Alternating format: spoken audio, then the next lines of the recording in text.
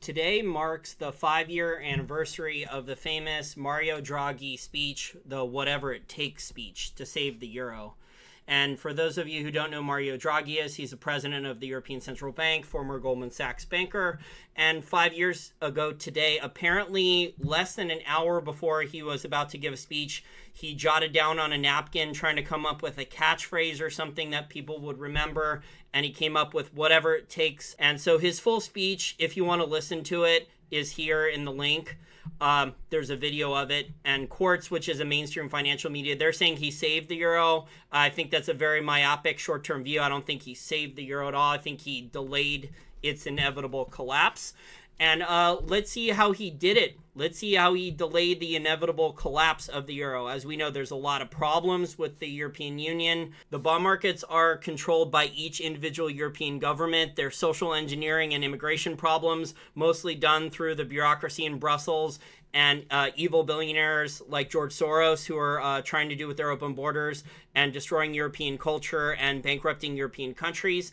But how has the euro been saved with this whatever it takes mentality? So the funny thing, this is a Financial Times story about this in 4 charts, but they actually, if you look here, the sovereign debt of Spain and Italy have collapsed on yields when they were soaring. So one of the reasons how have they managed to accomplish this is by massive amounts of central bank bond purchases, of government bonds, of corporate bonds in Europe, of bank bailouts in Europe, under the table, backdoor. Sometimes they're announcing them in public.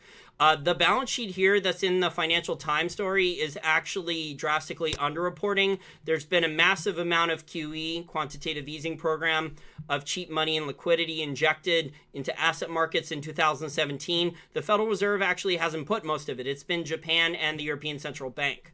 So now, guys, according to this, the European Central Bank and Bank of Japan balance sheets are now larger than the Federal Reserve's. And this says that the Bank of Japan's balance sheet is, they're the red one, of 4.47 trillion. And the European Central Bank's is 4.69 trillion, almost 4.7 trillion already. So it's exploded. And the Federal Reserve's has been pretty flat around. But, you know, obviously that's just what they state to us in public. It could be a lot worse. So these are some zero hedge stories also showing that the ECB's balance sheet is now the size of Japan's GDP. The Bank of Japan's balance sheet is actually almost the exact same size as Japan's. We know those GDP numbers are inflated too because they're not counting real inflation rates. They're overstating a lot of extra productivity, et cetera, et cetera. So this is a dystopian world we live in now. ECB assets rise above 36% of Eurozone GDP. The ECB now owns 10%, over 10% of European corporate bonds. So they've been buying not just European government bonds, but also corporate bonds. And the ECB, this was earlier, January 30th, 2017. So they owned in January 10% of European corporate bonds. And just from January of late January of 2017 to June of 2017, the ECB has increased 50% their purchases of European corporate bonds. So it's gone from barely over 10% of owning all European corporate bonds to 15%. I think that means the banking system in Europe's getting worse, and a lot of European corporations have bad balance sheets and have drastically overborrowed. So, you know, this whatever it takes mentality, it's maybe delayed the collapse of the euro currency in the European Union. If you talk to a lot of experts like Martin Armstrong, Dr. Ron Paul, and many others, it was a failed experiment from the beginning. It was just a question of when and not if the euro currency in the European Union would collapse. You know, Brexit, if Jeremy Corbyn wins the election for parliament, he has praised Hugo Chavez on his Twitter a couple years ago when Chavez was still alive. It looks like Brexit may be stopped. So the bureaucrats in Brussels and a lot of others are trying to keep the Eurozone, European Union, and Euro currency together at all costs. Well, how have they done it? They've done it through enormous amounts of unlimited liquidity programs and creating money and credit out of thin air to keep the status quo. And this goes for all the central banks, all the main central banks of all the major economies in the world: Japan, China, Bank of England, European Central Bank, and the Federal Reserve are all doing pretty much the same playbook of extend and pretend to keep the asset markets from crashing. And this is why, you have stocks, bonds, and real estate up near record highs, while a lot of other indicators in the real economy in a lot of these other countries,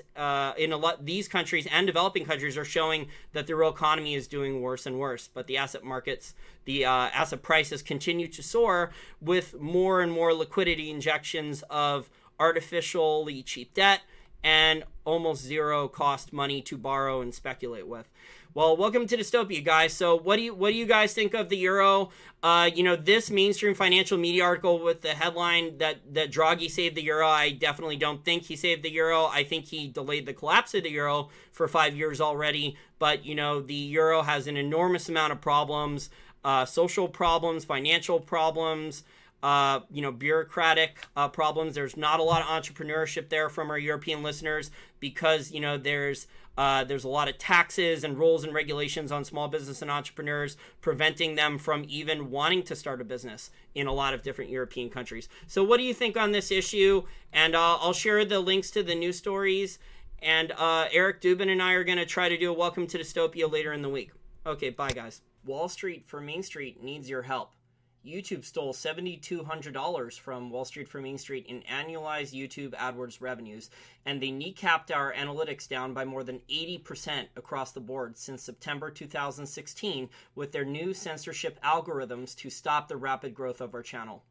That was money we could have used to upgrade our website, pay bills, and invest in improving our content and growing our business. Our audience of loyal listeners is all over the globe and so large now that if most or all of our listeners were to commit to donating $1 to $5 each month to our Patreon account, we could easily meet our goal on Patreon. Wall Street for Main Street also accepts one-time donations on our main wallstreetformainstreet.com website. That's WALLSTFORMAINST.com website via PayPal, Gold Money, or Bitcoin. We also accept donations of physical precious metals that can be mailed to us. Thanks to all listeners who have already made a donation, and thanks in advance to any listeners who make a future donation or contribution to the growth, improvement, and success of Wall Street for Main Street.